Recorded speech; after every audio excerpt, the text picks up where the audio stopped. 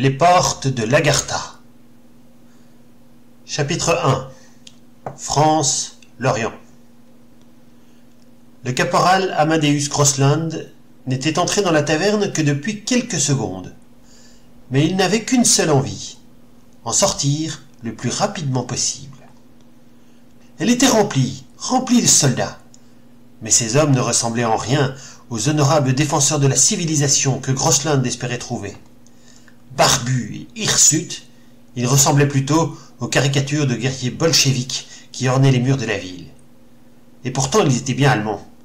Les uniformes de la Kriegsmarine ne laissaient pas le moindre doute sur ce point. Au milieu de cette horde, Grossland remarqua un homme, un seul, qui ressemblait à un véritable soldat. Le seul à être rasé et à porter un uniforme propre. Grossland se dirigea vers lui d'un pas hésitant.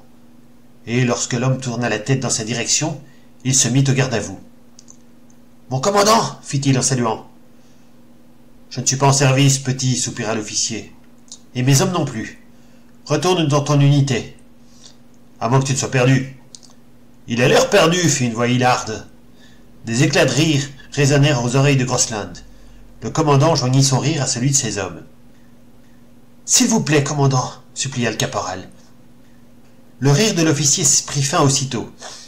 Le capitaine Hammerschmidt, commandant du boat de la Kriegsmarine, n'avait pas l'habitude d'être supplié par un membre du prestigieux corps de la SS. « Bon, fit-il, tu vas m'expliquer ton problème. Attends un peu, prends d'abord une bière. » Et comme le caporal hésitait, le commandant ajouta « C'est un ordre, gamin. » Une énorme chope apparut devant les jeunes soldats. Elle se remplit aussitôt d'un épais liquide jaunâtre. « À ta santé, petit, » fit l'officier. « Et même si tu n'y as pas encore pris goût, puisses-tu vivre assez vieux pour en boire des centaines d'autres. » Et sur ces mots, l'officier saisit sa chope et pencha la tête en arrière. Le niveau du liquide baissa lentement, tandis qu'Amadeus comptait les secondes en se demandant seulement s'il était capable de rester sans respirer aussi longtemps. Hammerschmidt déposa brutalement la chope vide devant lui. « Un véritable Allemand est capable de vider 10 chopes sans s'interrompre pour raconter sa vie !» s'exclama-t-il en guise de défi. Les marins les plus proches approuvèrent bruyamment. Amadeus prit une profonde inspiration et porta la chope à ses lèvres, et but, pendant que les voix des marins résonnèrent à ses oreilles. « Églou! Églou! Églou !»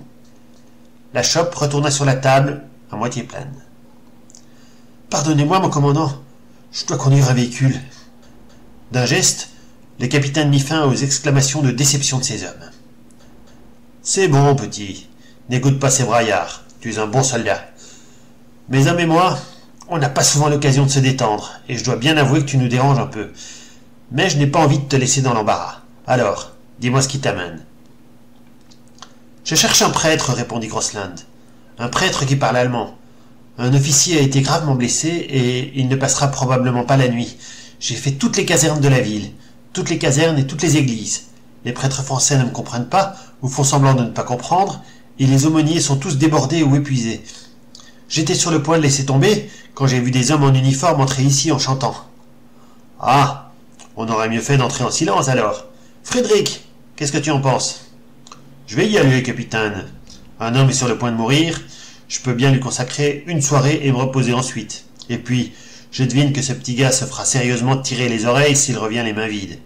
Je suis l'aumônier du bord, petit, et je vais venir avec toi. » Les deux hommes quittèrent la taverne. Le caporal Grossland remit son casque sur la tête et fit signe à l'aumônier de le rejoindre sur une motocyclette. « Je dois grimper là-dessus, » protesta l'aumônier. « Je veux bien sacrifier ma soirée de permission, mais j'espérais au moins une voiture couverte, voilà qu'il pleut. »« Désolé, sergent, » répondit Grossland. « Je ne pensais pas qu'un marin puisse avoir peur de l'eau. » Albrecht se mit à rire. La bière rendait ce petit soldat bien audacieux.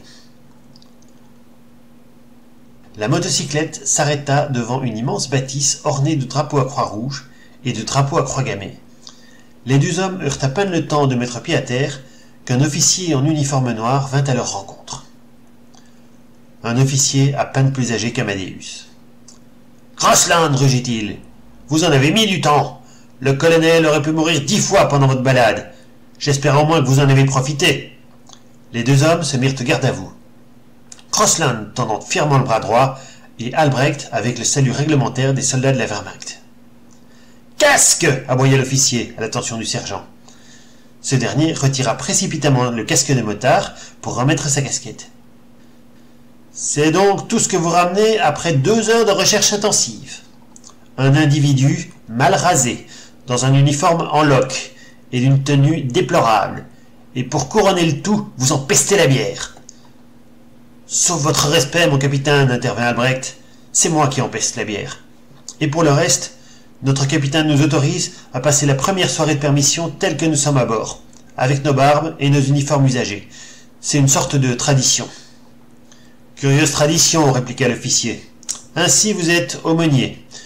Et vous croyez en Dieu, je présume. »« Oui, mon capitaine, répondit Albrecht. »« Crossland, croyez-vous qu'un dieu barbu et juif dirige la destinée de l'Allemagne ?»« Non, mon capitaine, répondit le caporal. »« En quoi croyez-vous, Crossland ? »« Je crois en ma patrie, ma race et mon Führer. »« À qui avez-vous prêté serment d'allégeance totale, Crossland ? »« À mon Führer, mon capitaine. »« Qui est votre seul dieu, Crossland ? Rugit l'officier. Qui est le seul dieu que tout soldat ou officier de la SS qui se respecte ?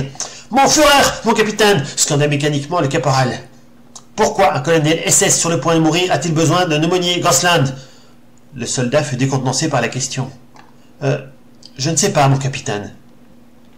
Je ne sais pas non plus, caporal, répliqua l'officier. Mais je présume que même un officier SS peut avoir un moment de faiblesse. Le souvenir que nous garderons du colonel von Heidelburg sera son héroïsme sur le front russe. Et nous oublierons le reste. La pomme d'Adam du pasteur Albrecht fit des va-et-vient irréguliers le long de sa gorge. Il ne s'attendait pas à un tel accueil. « Allons, sergent, reprit le capitaine SS, ne prenez pas cet air surpris. J'ai un grand respect pour le travail de la Kriegsmarine. Après tout, vous êtes un des derniers remparts de la civilisation, et votre sacrifice est des plus élevés. Connaissez-vous seulement les pertes dans vos propres rangs ? Près de la moitié des patrouilles ne reviennent pas. Vous êtes peut-être en train de sacrifier votre dernière soirée de beuverie. Crossland, conduisez le pasteur auprès du colonel.